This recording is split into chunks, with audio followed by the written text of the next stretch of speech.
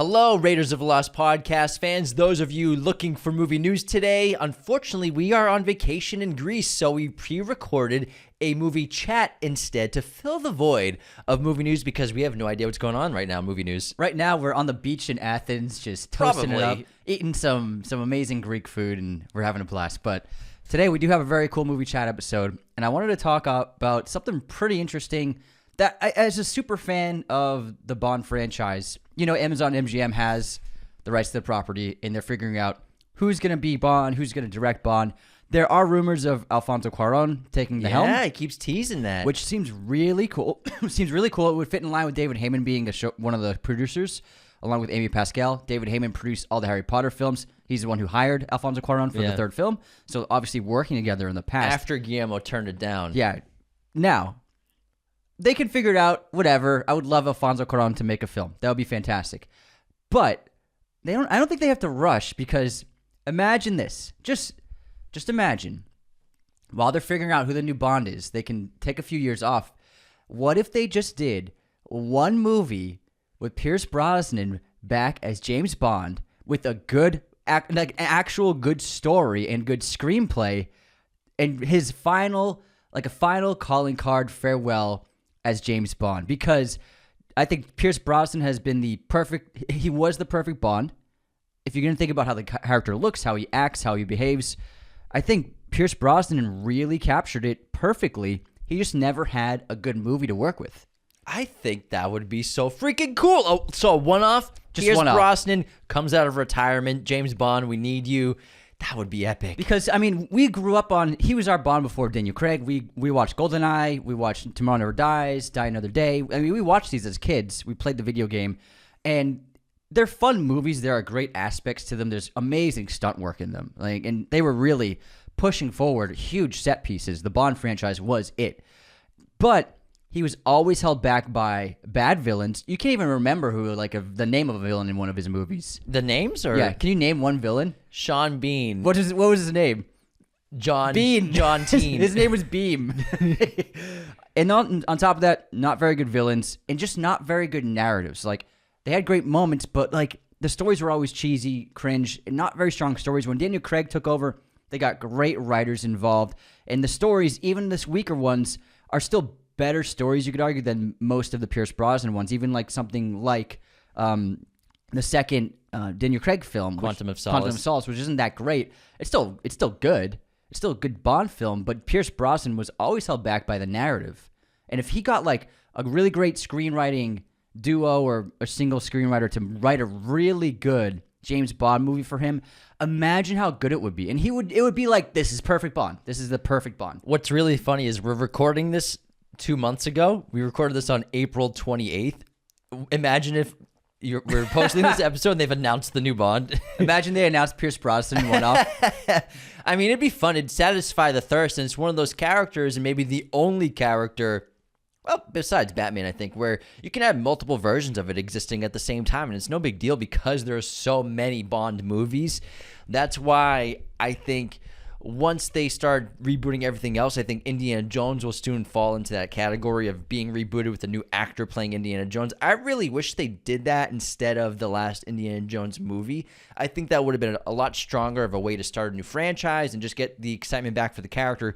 Cast someone new, someone young, and do the character over again, even though I know Indiana Jones is Harrison Ford. I mean, I'm going to disagree with you on that. No, but because what I'm saying is they're gonna reboot it. Yeah. So they should have just rebooted it then than having old Indy, and that story just didn't work for me. So that's what I'm saying. Because they're gonna do it. Yeah, I guess because might as well rip the Band-Aid off now. Disney owns the Lucasfilm. Yeah. So they own Disney. They own Indiana Jones. Lucas and Spielberg wouldn't be able to stop them from rebooting it. They can't do anything about it. That's true. You know that after the failure of the last indie film, which lost a lot of money, Disney was like, let's pump the brakes for a little bit, but they will come back. That's what I'm saying. So inevitably, Indiana Jones is going to get rebooted with a new young hot star. Mm-hmm. I think they should have just done it, 2 years ago with Glenn Powell, he was like the perfect spot, or Chris Pratt, but I think Glenn Powell would have been the pick. Like Glenn Powell's Indiana Jones, I think that would definitely work, or find someone else.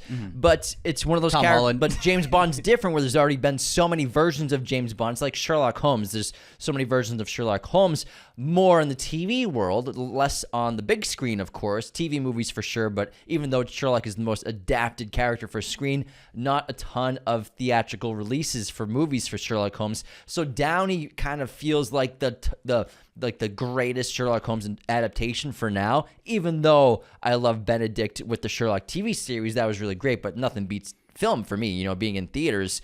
So Sherlock, I think maybe down the line will probably have the same effect, get rebooted if they can't figure out a Sherlock Holmes 3 with Downey, because theater is different than TV, obviously. But Indiana Jones, I think, will get rebooted. But James Bond, it can work totally fine because there's already so many versions of Bond. There's 27, 28 James Bond movies already in existence. It's existed for decades. Not that big of a deal for me to have just a one-off with a character who's done it before. Man, imagine maybe like 50 years down the line, it'll be like the seventh actor to portray Indiana Jones has been cast. Probably. It might be like that. Maybe not the seventh, but maybe like the third or fourth. It might be like several actors over the next few decades to get the role. You're high as a kite if you don't think that Indiana Jones is not going to get rebooted. High as a kite. Do I think that's safe for now? That's safe. It's not safe for very long. It's Back to the Future. Doesn't seem to be. There's no chance of it getting rebooted because Zemeckis is vehemently against it, and he's been holding it. It's his baby. And you know Universal wants to do series and movies for sure. Universal sends him a gift basket every year, an edible arrangement full of cash. Bob, Please. what do you think this year? So he said he's never gonna let them remake it, but when he passes away, the rights go to maybe his children or someone. Spielberg owns some of it, right? I'm not sure. Back to the Future. Let me double check who owns the rights to Back to the Future. I'm not sure about that. He could.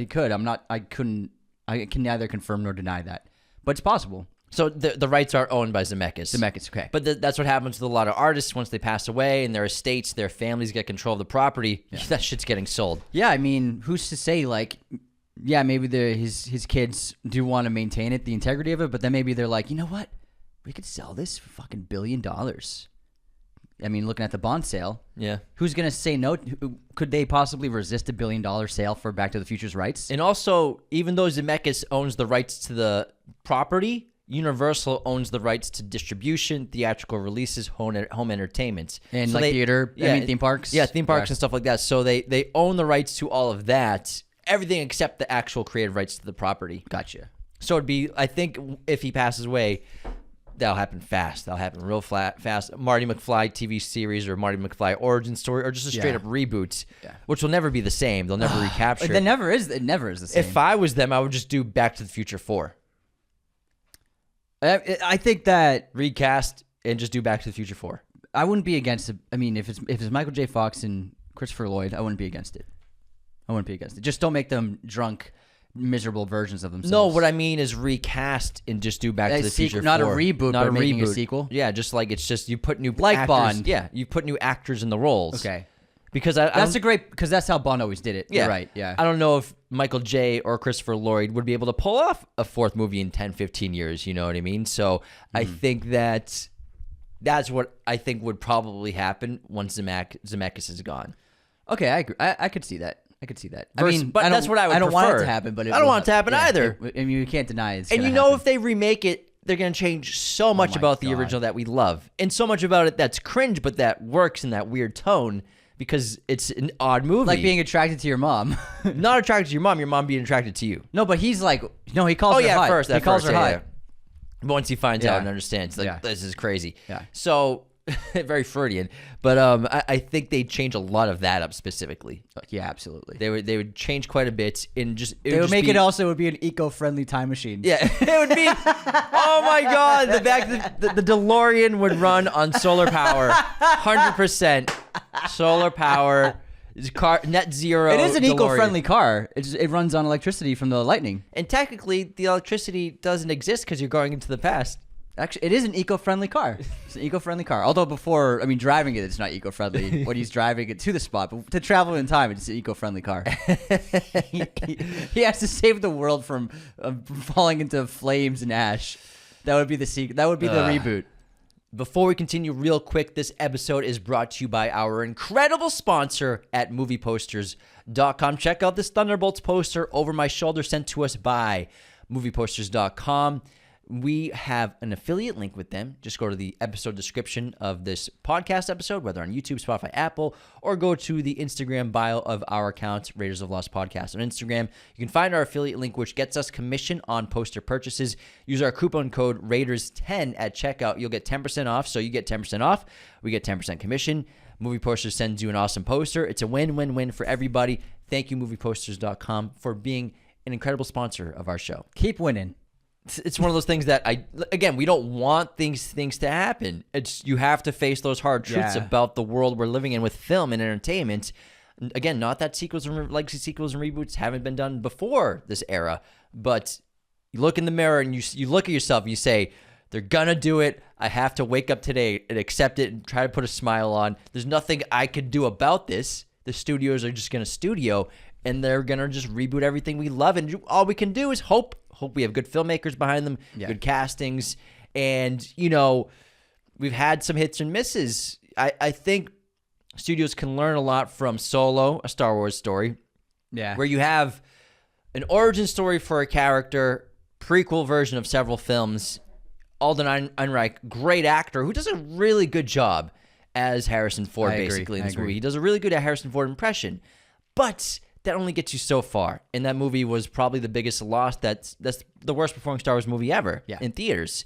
It lost Disney money for sure. Didn't even make $300 million, which is crazy to think about. I think it made $400, but it cost $250. It cost a lot, exactly. I mean, you need to pull $600 if your movie costs $250 million. At least $600. $600 million at least. And so I think that studios can learn from that, where maybe not trying to turn a character that we love for specific reasons into a character you want them to be in this era, in this world right now, in this contemporary version. Whereas, Han Solo was a scumbag. He's hysterical. Sketchy. But he's scruffy looking. Yeah. He's up to no good. He's nefarious. He's mischievous. He's got almost no good character traits at all. But then with Solo, you have him in that for a bit, but even in the opening of that movie, he still has traits that you really admire. I gotta stop you. He has good character traits. No, I know. You just said no good character traits at all. No, okay, I didn't mean it like that. Yeah, I gotta stop you. Well, when you're thinking about the opening of New Hope, what you're saying is he wasn't a hero. He's not a hero. Yeah, he's not a hero, and he's like, it's the course of A New Hope where he turns into a hero. True, but think of A New Hope. He's cocky. Yeah. He's arrogant. Selfish. He's very selfish. Yeah. So he's got a lot of bad traits that are fun to watch and make the character. One of the reasons why we love that character is because of those traits and the transformation by the end of the film. Exactly. Choosing to help and coming to save the day.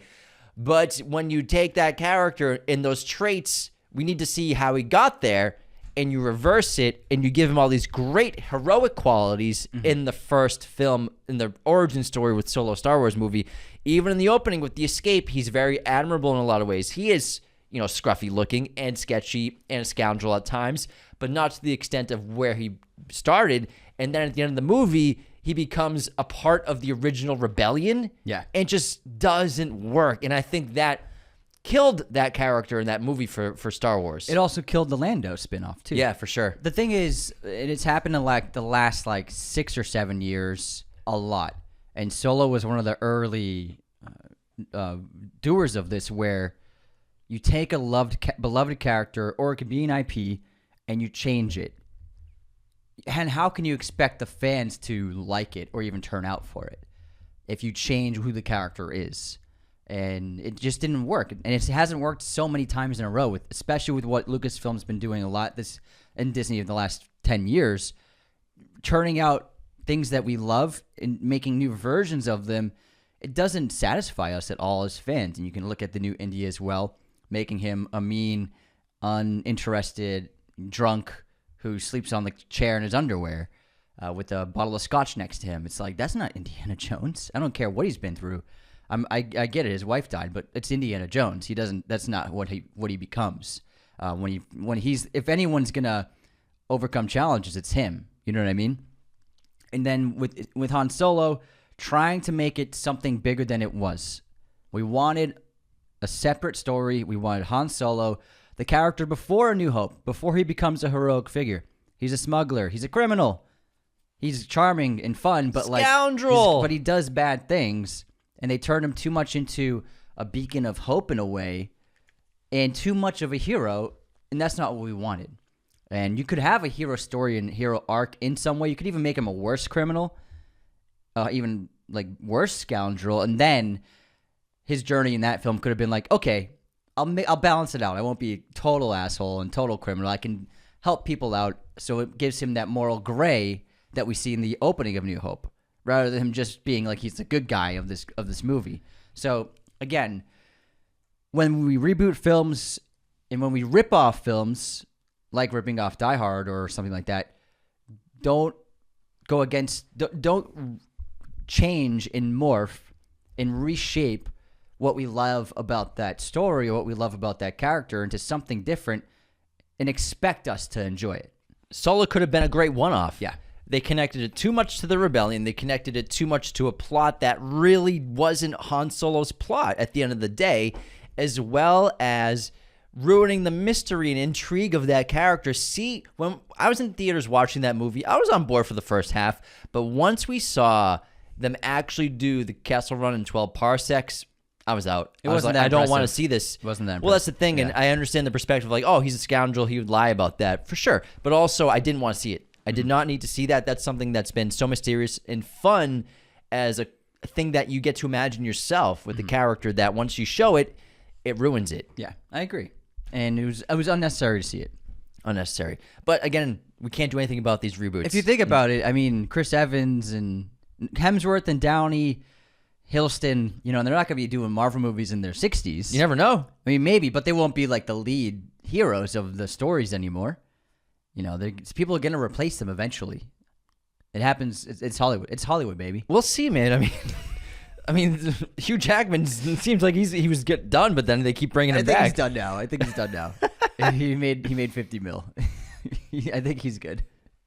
But here's the thing.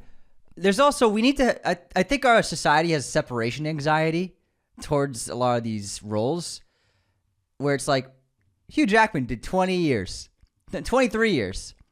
Let's move. It's okay to move on. We can move on. We don't need him back again. Yeah, I'd be cool. I'm happy to see a new Wolverine and a new Logan if they nail the casting. Yeah. If they get the casting right. Yeah. And get someone who actually fits that role. Yeah. And you have to do something different. You can't go, I think, with the aesthetic of Hugh.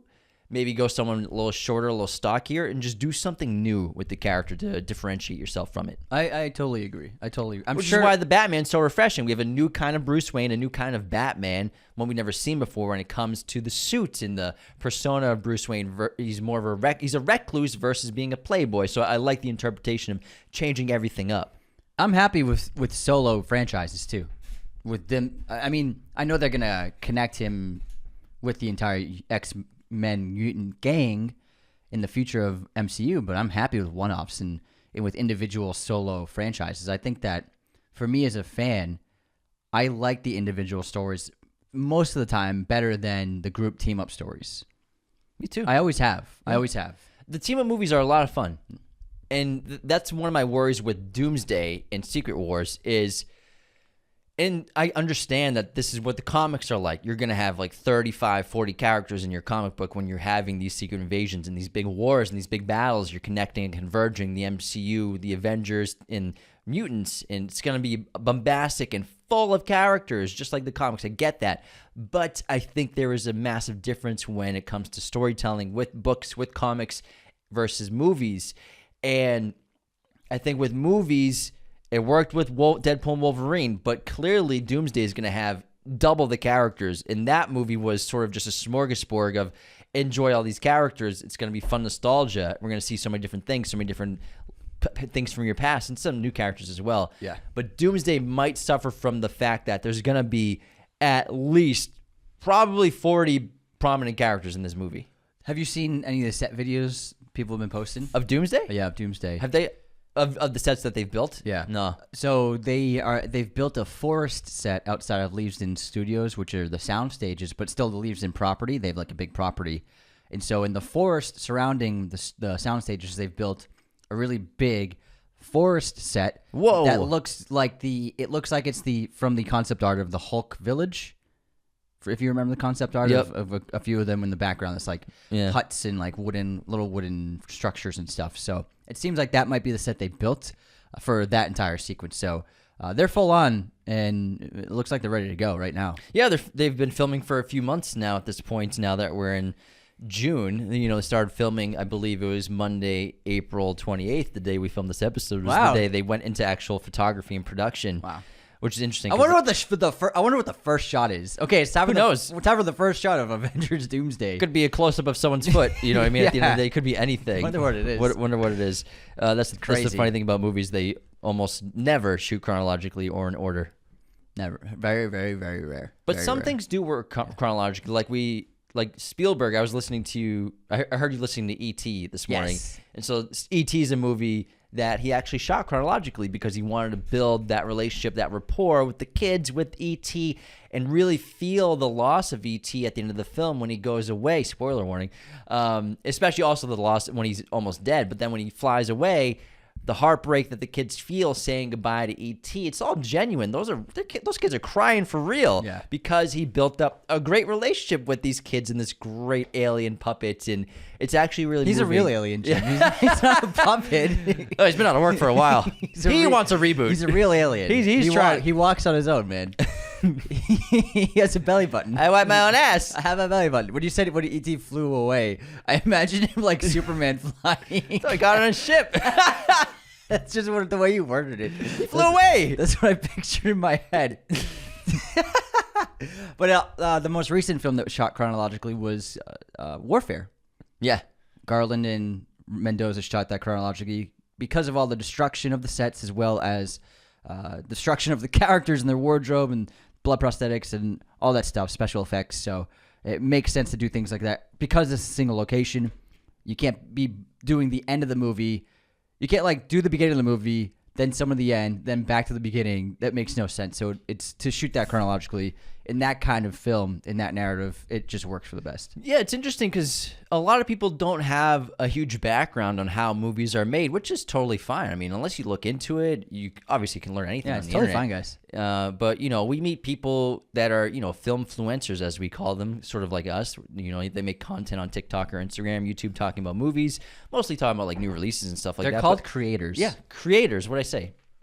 You just said that they make TikTok content. Filmfluencers. Yeah. I'm talking about the various things they do. I know. I'm just saying. That's what they do, though. They make content on TikTok. Yeah, There's nothing wrong with that. That's what we do. I know. No. I'm just saying they're creators. Yeah, film influencers, creators, whatever you want to call them. But it's interesting when you meet them in person and you talk with them, and a lot of them are young guys, girls, young kids. They are building a career talking about movies, but a lot of them don't have a background in it. Which at first I was a little surprised that they don't have they don't have any production experience really, but it makes sense. I mean, just talking on the internet, anyone can do that. So, but they need a specific talent or skill or obviously some pull. Which is why they have such huge followings, and congratulations to them.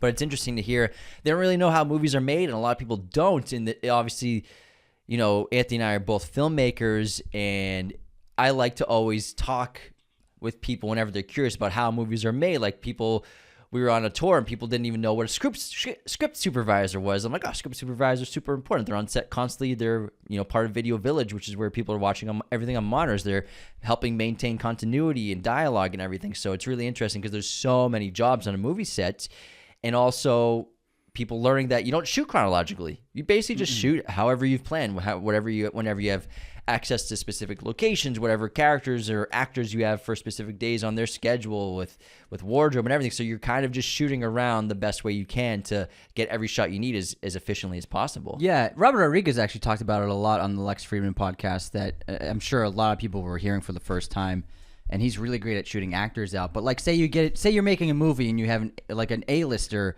and they have 2 scenes in your movie. One scene's in the first act and one scene's in the third act. You're not doing 2 months of shooting, flying them in for the first week, and then you're not flying them back for the 8th week. You're shooting them out as quickly as you can, probably in 2 or 3 days. So you form your schedule based on that A-lister's availability. Okay, they can shoot these 2 days. We're gonna put that beginning scene and that end scene back to back so that we can get their shots done in 2 days or 3 days. That's how things like that go. And he was talking about, it's such a cool story. Lady Gaga was in Sin City 2. That's right, yeah. And Busy girl. Yeah, Gaga was a huge fan of the first film, Sin City, obviously, and then just a big fan of Robert Rodriguez. And he's like, he sent her the script. She wanted to be in it, but she's like, but I'm in like 12 scenes. I can't do this. I have tour. He's like, I'll shoot you out in one day. She was like, what? This is a special situation because he shoots on green screen in his own warehouse. Sin City on green screen. Soundstage, not a warehouse. Sorry, soundstage, green screen. I also said green screen. You and W's and R's, man. I'm messing up, man. You're turning into mom. And so he just shot all of her footage in one day, and then by herself, no other actors there. And so then he's cutting together her scenes if she's with one other actor. He said he filmed another actor's scene with her like 6 months later. And so that's how Rodriguez does it. He also shot Robert De Niro. He was in Machete. Oh, yeah, he's got dual handguns and everything. He's the villain in Machete. He's Forgot got about that. a lot of screen time, and he shot De Niro in 2 days. And the way that he did it, and he convinced De Niro to do it because De Niro was like, oh, no, it's not that much money. And, but Rodriguez was like, I'm flying you out, and we're putting you up, and guess what's across the hall from your bedroom? It's your dressing room. And guess what's down around the corner from the dressing room? It's the set. So you're going to be sleeping right where you're going to be shooting. You don't have to do you literally just have to get up, hair, makeup, and then walk on a set 10 steps away. And that's where you're going to be filming everything. And he was like, cool, let's do it. And so he's been very smart about that's how he gets such big A-listers in his movies. In Sin City, he did the same thing. He said Benicio del Toro shot in 3 days. Clive Owen shot the most because he's in so much of that movie, but like Benicio has a pretty big role in that movie. Yeah. And he shot him out very quickly.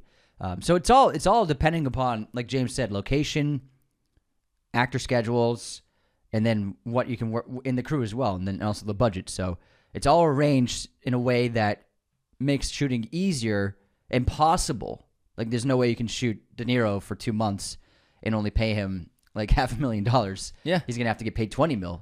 And so that's how most films are made. It's all depending on different logistics and putting it all together. Rodriguez, he's just such a cool story in Hollywood, Did you see the bit about him talking about how he shot El Mariachi? Which bit? He didn't... Oh, sorry to interrupt, but it's insane. Go into detail, yeah. That's what we're here for, man. It's insane. So he shot El Mariachi by himself. He was director, DP. 23 years old. Yeah, director, DP, sound, costume designer, production. He did everything because he had a friend in Mexico who could act in it, and he had $6,000. He had $7,000, and he's like, "Okay, I'm gonna make a movie as a way to teach myself how to make movies." It ended up being widely distributed, and people still watch it to this day. But so he got this film camera. He had never shot anything before. He had never used a camera before. He didn't even know how it worked, and so he was calling the camera rental store, asking them, "What's this do? What's this thing? What's this bit?" And they would be like, "Does it have this on it?" And he'd be like, "Yeah." They're like, "Okay, it's this kind of camera." And he's like, "How do I put the film in?" And so he just shot El Mariachi without any filming experience whatsoever outside of like film schools, which he was probably shooting on Super 8 and 16 mil, but he shot El Mariachi on 35. So he'd never used this format before. And so he said that while he was filming it, he never knew how it would come out.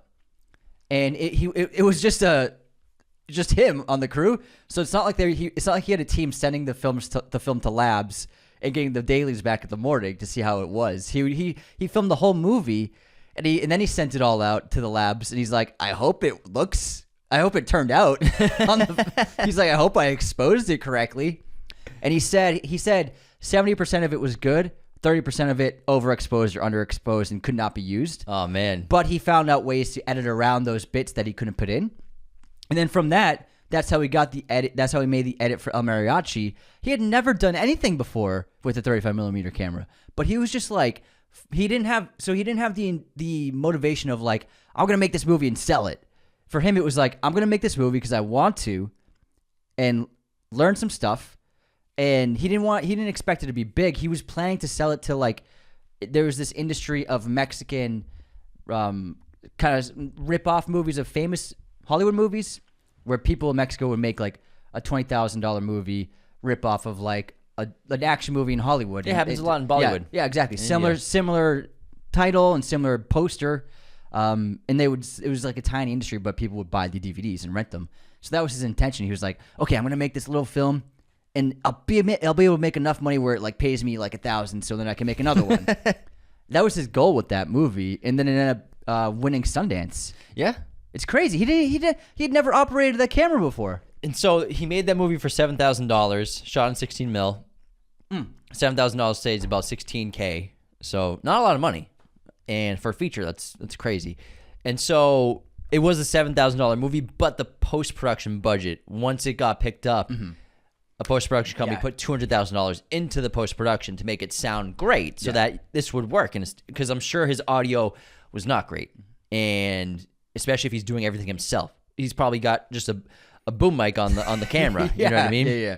So if he doesn't have a sound guy on set and he's doing camera work and doing sound at the same time, maybe some scenes he's holding like the camera and a boom pole. I don't know, but it's pretty wild that he did everything himself. It's so impressive. But there was a lot. It's like Paranormal Activity, made for a super low budget. It's same thing. Blair Witch Project, super low budget, gets picked up, post production. A studio enhances the fuck out of it. Great audio quality and really good sound mix, so that in theaters it sounds good and it will work for a Good film. music. Because that's the thing. This is a perfect example where you don't have to have the most money in the world. You don't have to have a dolly crane, and you don't have to have a Steadicam op, and you don't have to have an Alexa or an Ari. I mean, Ari Alexa is the same thing. Or an incredible camera. You know what I mean? You don't have to shoot on an IMAX 65 millimeter. I'd like to. You can shoot for your first time ever using a camera. Use your phone. 16 millimeter. But if it doesn't sound good, you can't fucking do shit with it. No one will watch it. Even someone buying it bootleg on a street 30 years ago, they know the difference. They're like, I can't watch this bullshit. But if you have decent visuals and good audio, anyone will watch it and anyone will stay locked in. Yeah. He's a really fascinating guy. That's how important sound is. Sound's the most important part of movies. Yeah. It's so important. And he's made some good movies, man. He has. He's made some good movies. And fucking, he's got his own movie studio down there, Troublemaker Studios. We got to visit it when we interviewed him in 2023, and it was so cool. And he's got this really great setup. It's like a family workplace. You know, everyone who works there has been working there for years, and they love their jobs. They do everything down there, make their own props. They have like 40 3D printers. They have, if you've ever done a Universal Studios tour, Warner Brothers tour, and you get to see the prop houses or just see behind the scenes of stuff, same thing down there. Massive sound stages that they're able to build all their interiors for and just shoot in, and his everything you need down there. And the Alita exteriors are still there, which he uses sometimes, and that was so cool to see. But he used some of those Alita exteriors for when he did Hypnotic with Ben Affleck. And Ben Affleck, they shot Hypnotic super quick, too. Obviously, they had an issue where they were shooting and they got shut down. But then they had to shoot again, and they had to fix it because this was during... They had to change location. Yeah, was it lockdown or was it... It was lockdown. They were going to film in L.A., yeah, Hypnotic was going to shoot but in LA. then the lockdown shut them down, and then they couldn't afford to go to L.A. anymore because some of the budget was cut because of lockdown. So then they had to change the exteriors to shooting in Austin. Yeah, just all over Austin, Texas, and some other small towns. And so then Ben's probably living there for 2 weeks doing that whole movie. They probably finished it in like 3 weeks for photography when they went back to Texas, because they're so efficient down there. They even print their own movie posters. It's really cool setup. It's just sort of a filmmaker's dream, and to be able to do that outside of the studio system, outside of Hollywood, do your own thing, but still maintain distribution status and have other studios distribute your movie. It's so impressive. He's a one-of-a-kind filmmaker. Yeah, you guys are going to listen to this podcast episode after you listen to this. Yeah. It's the Lex Friedman show, and he told some amazing stories. He said, because he's been pals with Tarantino for so long, and obviously like you hang out at each other's houses and stuff when you're buds. And he said that sometimes he'll be at Tarantino's place and he'll just see like a little note or like a little page of paper with like text on it. And he'd ask like, "What is this?" And Tarantino would be like, "That's a movie idea I was working on." And I was like, "I couldn't really figure it out." And Rodriguez is like, "Oh my God, this sounds amazing. Can I take this and use it and make a movie from this?" He said like Tarantino's home is like littered with these little things of like notes or like little movie ideas everywhere. That's so funny. But I mean, Robert's made some really fucking good movies, man. Yeah, From Dusk Till Dawn is great. Honestly, I gotta say, I think, I mean, Alita Battle Angel is a really, really, really good sci-fi film. And Yeah. I think it might be the best thing he's done. I mean, it's up there. Sin City, I think, is up Sin there for City's the best great. things he's Yeah. done. The Faculty kicks so much ass Yeah. too. The Faculty's one of the better alien invasion movies this century, hands down. awesome. It is an alien invasion movie, and I mean, the Spy Kids franchise, just what he was able to accomplish from that, and just build his studio base from the recuperation in the box office of those movies is absurd. And I mean, he's a really cool filmmaker. He's so unique. He's just his own little rock star down there doing his own thing. It's just so fucking impressive. And I have so much respect for Robert Rodriguez. Yeah, hanging out with him for a little bit was really cool. It was really surreal. Yeah. He's so chill. Yeah. Very chill guy. Very family business. His sons work on all the movies. They do the music and everything. It's really cool. One does the music and one does something else. I can't remember. I can't remember. Writing. Yeah, He he helps writes. write. He writes Yeah. the movies with them. Yeah. So he writes with his kids and does. Yeah. And one of the kids does the music. Yeah. It's like a dream come true for a father. You know. What I You mean? know that you're a good parent when your kids love what you do and want to do what you do and want to just like spend their adult like they just want to still hang out with you. It's really nice. That must have been a cool childhood to grow up literally in a movie studio. Like that's where you're living basically is a movie studio. Yeah, I remember he was saying his kids would run around all over the place when they were like making movies and production and stuff. We got a great comment. Someone asked, What'd they ask? the Zane Yura, physical media, ? Is it dying? I think physical media is growing. There's the nostalgia for vinyl records that has boomed the last 10 years. Also, a lot of people are buying CDs again. And Are they really? yeah, I've been to Barnes & Noble 3 times in the last month, and I see young people going through the CDs like crazy. That's cool. They are like It's like the new record player. Yeah, exactly. That's It's when you know that's you're their old. record player. That's when you know you're old, when the CDs are the record players. Yeah, the new generation. But we have this love for the people who have a love for the past. They express that with physical media, and also, I think that Criterion is the most important brand in physical media's future for film. Totally agree. Criterion Closet, which actually the truck was in our neighborhood yesterday, but we couldn't make it. It's just the line was too long, Yeah. too much to do. It was Yeah. like a 5-hour wait. Yeah, Steven went, our friend and listener Steven, and he got there at 5:30 a.m. and he still didn't get in. He didn't get in the truck until 1 p.m. What? Yeah. So we waited 8 hours. Almost 8 hours. He Holy waited. crap. Yeah. But he got, so they did this cool thing where, and this is what the Criterion truck does. They're driving across the country for the last 2 months doing this. And it's a big interior. It's actually bigger than the real Criterion Closet. Yeah. And because he sent me videos, and you get to do your own Criterion shop. They film you, they take a Polaroid of you, and they give you a little merch, and you get 40% off your purchases. But it's like everybody gets their own Criterion video. Yeah. And if they like it, they'll put it on their own social media. So I drove by yesterday because I was running an errand, and the line was 4 blocks long. I wonder if they had a time limit.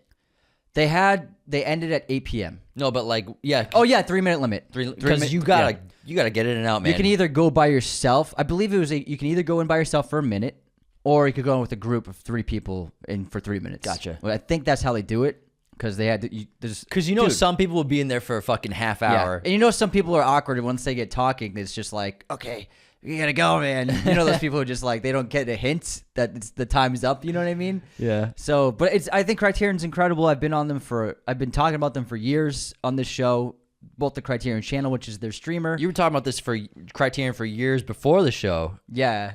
Yeah. Yeah. Yeah. Because it was the only way to watch a lot of the films I was watching. Yeah. Was with their Criterion. Yeah, with the Criterion copies that they distribute.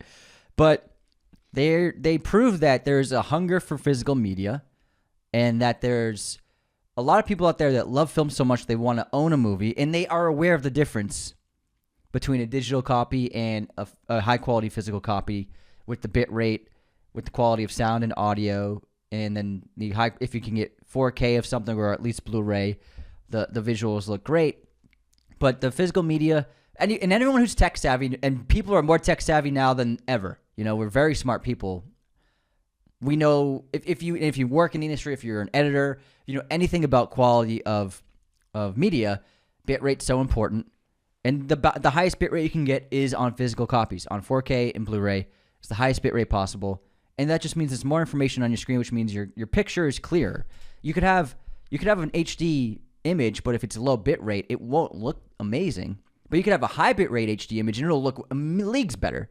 especially if you blow it up on a big screen. So the bitrate capabilities on 4K UHD it's in a different ballpark from what you're looking at on Netflix and HBO Max and And Prime. even a Blu-ray. Yeah, and even a Blu-ray. It's not even comparable. The quality you get. I watched T2 last month on my 4K UHD copy. It looked like it was like watching it for the first time again. It was fucking insane. And I understand not everyone cares. Yeah. Not Yeah, everyone exactly. cares about bitrate or having the best quality. They're happy just streaming online, or even a Blu-ray or a DVD. They're fine with that. But because a lot of people do care, and we do want the highest quality version, because many of us were such cinephiles and movies are our lifeblood. We want to experience every time we watch a movie, especially a movie we love or a movie we are dying to watch for the first time, or just like, one of our favorite movies ever from our childhood. We want to watch that the same way and get the experience of what it was like the first time we watched it. Yeah. And I think that 4K UHD physical media really is the closest thing, especially if you have a nice big TV and a good sound system or like a good sound bar. Yeah. If you have all that combined, you're getting the closest experience you possibly could to watching it in a theater. And I think that, a line of 1,000 people waiting for hours on end to buy a physical copy of a film they love is proof that it's not going to die. It's never going to be as popular as it was. It's impossible for that to happen. But I don't think it's going to go away. But I think that it would be like the vinyl records. Like a small portion of the population buys vinyl records, but people buy them. The industry's still going. I think that will happen with physical releases. A small portion of people actually buy physical releases, and they always will. It won't die, but it's just gonna remain a small fraction of the industry. Yeah, but it would be way bigger of a fraction than records compared to people who listen to music. Way bigger of a fraction. Yeah, I would say so. Because not many people have record players, but a lot of people have Blu-ray point. players or PS5s, Xboxes. Yeah, That great I don't point. know, can Xbox play Blu-rays in 4K? It must now. By, But I know, by I mean, now it must. If you have a PS5, you don't need a Blu-ray player. And some TVs. Yeah, you just slide that TVs. thing in. Slide it in. Laptops, you know what I mean? So I think there's so much more accessibility for the average person with what they already have at home when you get a 4K UHD, or even if you get a Blu-ray. Yeah. So I think physical media, I agree. I think it was in a strong decline 5 years ago. And the last 2 years, not even like the last year, just such a surge. And I think that a lot of that is attributed to social media. Yeah. Social media, I think, is the cause for a boom in physical media. And I think it's people showing off and sharing their own collections, or, a lot of content creators having their collections in their backgrounds, which is really huge. I think that social media has helped boom physical media so much. And again, like Andy said, the Criterion account on Instagram is just booming, and people are, like you said, lining up for 8 hours just to do their own experience of it. So I think that proves that it's going to be fine. In physical media, Yeah. if you got some dough, get a movie a month or every couple of months, get your favorites, and then forever you'll have this movie that you can watch anytime. And you don't always have to get, because I've been doing it the last several months, you don't always have to get the 4K. Some DVDs, if you have an upscaling TV, it looks pretty good. And you know what? It's a trade-off I make I'll buy a DVD for $4. You at least have better audio. At least yeah. it'll be better audio. Especially because some DVDs were mastered with Dolby, so it does sound great. And depending on your TV could make the DVD's standard definition look pretty close to HD. And so I've found that it's a trade-off I'm happy to make with certain films, just to have the physical copy of it, because it's better, still better in some ways than streamers. Because another issue with streaming is I've noticed there is, especially with the streamers 4K UHD, sometimes that's frame blended. Have you noticed that? With some releases that they put out in 4K UHD, I feel like the frame rate's blended into 30 rather than 24. Oh, yeah, I feel like that too. I feel like that You can happens a tell. lot. And it's just I can't watch movies in It's not as bad as motion blur, but Yeah. it's sort of getting in that direction. I feel like it's pretty close to 30 frames per second sometimes. It's especially Amazon Prime, if it's a new movie or you're renting one and it's the 4K rental, it does feel like it's smoothed out a little bit. Yeah.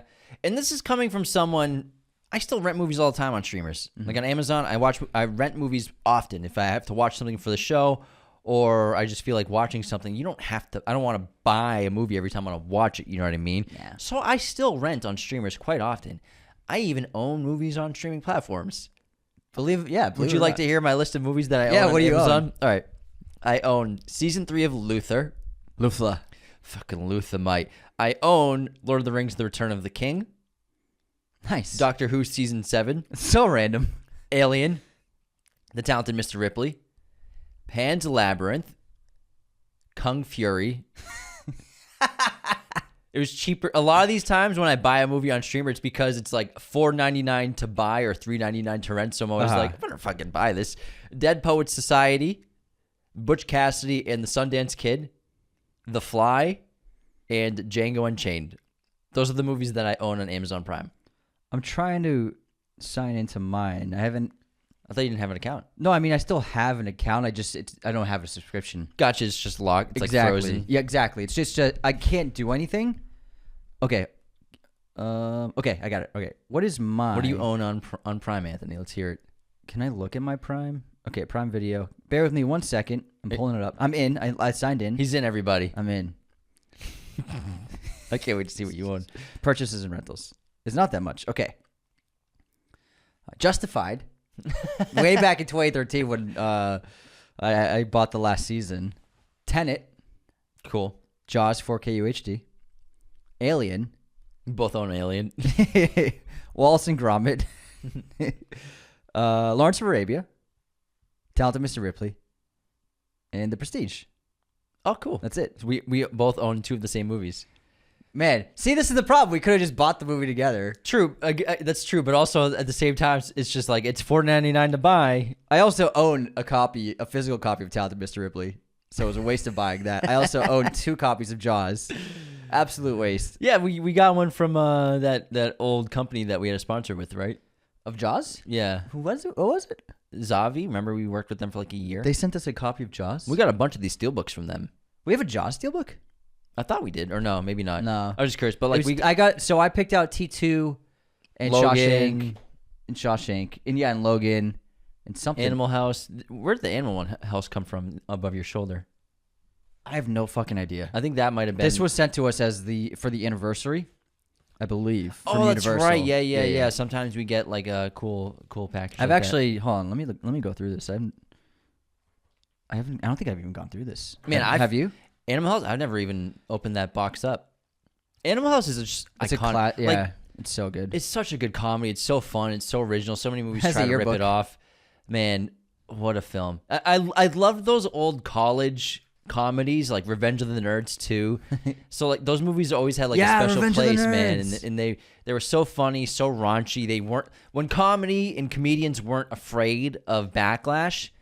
Yeah, man. Because obviously they would still get backlash, but it wasn't like you're on social media and your career's over because you made a joke, which happened for a 5-year period that was happening. Absolutely. But man, I miss comedies where they weren't afraid to be offensive and they were just taking shots because that movie, Animal House, so iconic, so original, and so goddamn fun. Oh, we should Parts of it hasn't aged well, I'll give you that. we should watch this soon. But there's comedy gold in that movie, man. check out this great poster. Oh, I love that poster. That's so good. That's amazing. That's so good. It's a great drawing of the house with all the characters. And it has a yearbook of the cast. Wait, was Sutherland a professor in this movie, wasn't he? Donald Sutherland. And it has little photos. Fucking Belushi, man. What am I? A zit! Belushi, man. He was a comedic genius. He really was. Did you see what Bill Murray said about his book? Sure did. About Bob Woodward's book? Yeah. Said it was all lies. Well, he said that he read the first 2 pages and then he's like, Nixon was framed. Yeah. Which is pretty funny. Woodward has made a lot of money off his books. Good think about it. But man, John Belushi was a legend and I mean, he died way too early. 33 years old. So young. Oh, this is a really Ahead of good his time. cast. Yeah, this is a great cast. He's such imagine the star he'd be today. Oh my god. Yeah, we should watch this. I remember watching this as a kid a lot. Our brothers loved Animal House. This is great. I mean, yeah, but this is this is great. These steelbooks. Some steelbooks come with nothing, but this steelbook is great. See, when you get the poster and stuff, like I love my Thing. The Thing steelbook that I have is like one of my favorite film pieces of film, physical media. I just love it so much. Yeah, I mean, I think steelbooks are cool, and it's fun because you get different art and a different version of a different poster that you can't get a poster of. Exactly. You know what I mean? I think that's what's so cool and alluring about steelbooks and a lot of the 4K UHD releases, as well as Criterion. They do an excellent job of getting artists to create original art just for the Criterion release. Yeah. The thing with Criterion movies, they are expensive. It's tough. They're They're $40 like bucks. $45, $50 sometimes. They're $40 Like- bucks. Like, every time I go to Barnes & Noble, I always go to the Criterion collection. I'm like, I want all of these, but I'm not going to buy a single one. Yeah, you know, it's tough. $45 for Goodfellas. I'm like, fucking love that movie, but I don't know if I love it that much. Which If they had a Goodfellas, I would get that. it's just so much money to cough up, even though we already have Blu-ray of it. Yeah, you know? yeah. For example, last time I went to Barnes and Noble, I grabbed 6 DVDs. Well, it was 4 DVDs and 2 Blu-rays. It ended up costing me $40. Mm-hmm. Great deal. It's a lot. It was 6 movies for $8. Yeah, for on $40. average, yeah, that's pretty good. And if you put that into perspective, I would have gotten 1 Criterion. Yeah. 1 versus 8 is a no-brainer. What movie you're gonna make? I'm gonna get 8. Yeah, I'm gonna get 8. Yeah, it was like I mean, if they were $20 each, I would get a bunch. But like, it's tough to. It's for me. I know there are people out there with money and they don't care, or like, but for me, like, I can't spend $40 on one movie. But I do understand it, and I think it's justified. That price is justified because Criterion, they're doing a whole new re-release for a specific movie. You know, they're getting artists to come in to make new arts. They're doing new content for the movie. You know, you get special features. You'll get a book inside of it. They take their time to design everything uniquely to that film with the motifs, the themes, and, you know, different, even things like the menus of the screens and everything. And so they do a new re-release and a remaster, and so it's justified. I understand it. It's just I wish I was balling out so I could have 50 Criterion collection. Yeah, and I get it. I mean, and also some of them get remastered beautifully many of them into 4K nowadays. Not all of them. So it takes a lot of money and manpower, work hours, people hours to do that. So yeah, I understand. I understand the cost. It's just it just doesn't work for me in my budget. Yeah. Unfortunately, I wish it did. And the thing is, they always do good movies. They do international movies. They do classics, and so Janus Films, man. yeah. When you see Janus Janus Films before a movie, when you see that logo, you're like, you're about to see a banger. Yeah, you gotta see something really About good. to see really a good. banger. Oh yeah. All right, everybody, we're cooking in this movie chat. So thanks so much for tuning in to, unfortunately, not movie news, but we wanted to put something on this slot because so many of you expect movie news. Hopefully, there's some cool stuff happening. And as soon as we get back, you can bet your butt we're going to have a massive movie news episode. Yeah, next week, movie news is happening. Yeah, so obviously we're going to get back to regular scheduled programming. We haven't missed a day of posting yet, so all episodes have been going up. But we're almost done with our Greece trip. We appreciate you all. How's it going, James? It's been so fun. How are you enjoying Greece? Do you like my tan so far? You still look pretty pale. Thank you. Working on it. Thank you all so much for tuning in to Raiders of the Lost Podcast. As always, be sure to leave those 5-star ratings and reviews on Spotify and Apple. Go to patreon.com/Raiders of the Lost Podcast to become a patron today.